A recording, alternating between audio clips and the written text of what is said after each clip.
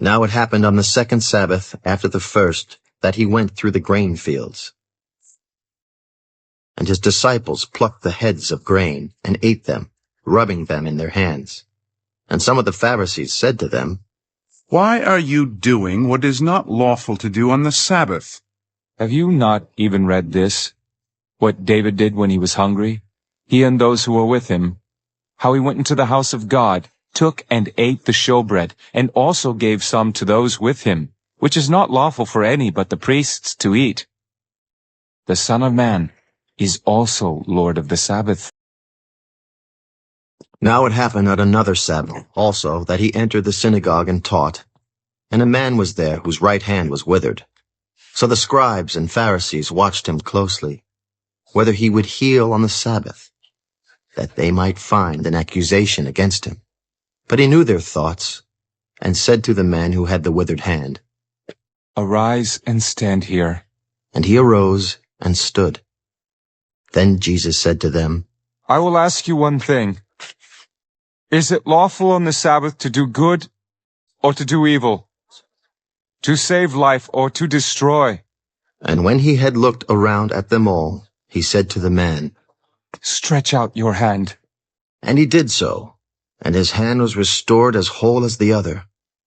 But they were filled with rage and discussed with one another what they might do to Jesus. Now it came to pass in those days that he went out to the mountain to pray, and continued all night in prayer to God. And when it was day, he called his disciples to himself, and from them he chose 12, whom he also named apostles. Simon, whom he also named Peter, and Andrew his brother, James and John, Philip and Bartholomew, Matthew and Thomas, James the son of Alphaeus, and Simon called the Zealot, Judas the son of James, and Judas Iscariot, who also became a traitor. And he came down with them, and stood on a level place with a crowd of his disciples and a great multitude of people from all Judea and Jerusalem, and from the seacoast of Tyre and Sidon, who came to hear him and be healed of their diseases, as well as those who were tormented with unclean spirits. And they were healed. And the whole multitude sought to touch him, for power went out from him, and healed them all.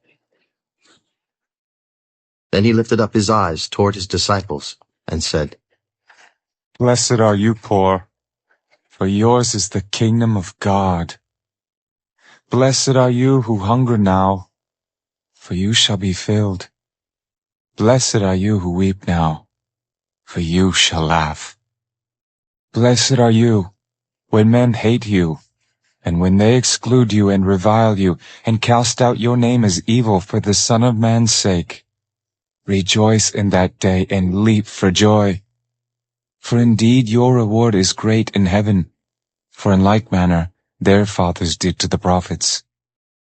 But woe to you who are rich, for you have received your consolation. Woe to you who are full, for you shall hunger. Woe to you who laugh now, for you shall mourn and weep. Woe to you when all men speak well of you, for so did their fathers to the false prophets. But I say to you who hear, love your enemies, do good to those who hate you, bless those who curse you, and pray for those who spitefully use you. To him who strikes you on the one cheek, offer the other also, and from him who takes away your cloak, do not withhold your tunic either. Give to everyone who asks of you, and from him who takes away your goods, do not ask them back. And just as you want men to do to you, you also do to them likewise. But if you love those who love you, what credit is that to you? For even sinners love those who love them. And if you do good to those who do good to you, what credit is that to you? For even sinners do the same. And if you lend to those from whom you hope to receive back, what credit is that to you? For even sinners lend to sinners to receive as much back.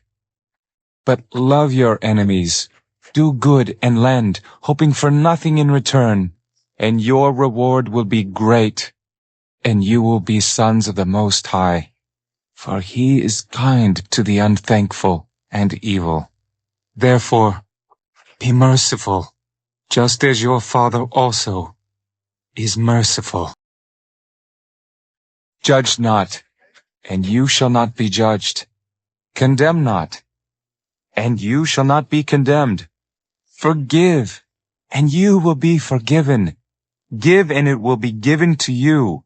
Good measure, pressed down, shaken together, and running over will be put into your bosom. For with the same measure that you use, it will be measured back to you.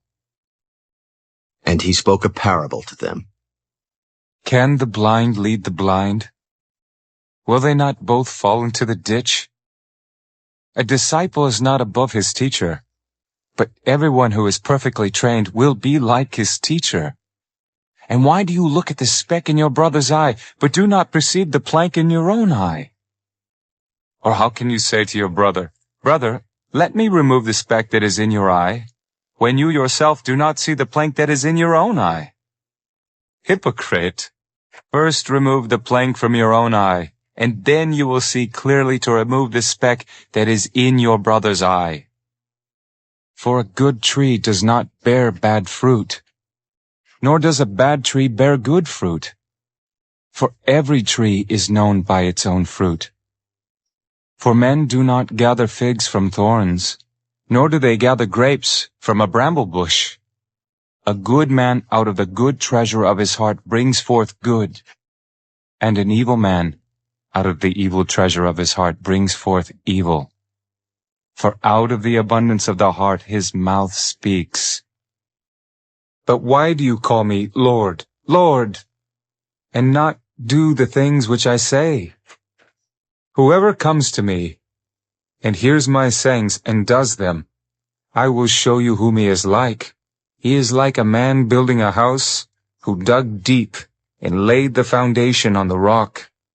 And when the flood arose, the stream beat vehemently against that house and could not shake it, for it was founded on the rock.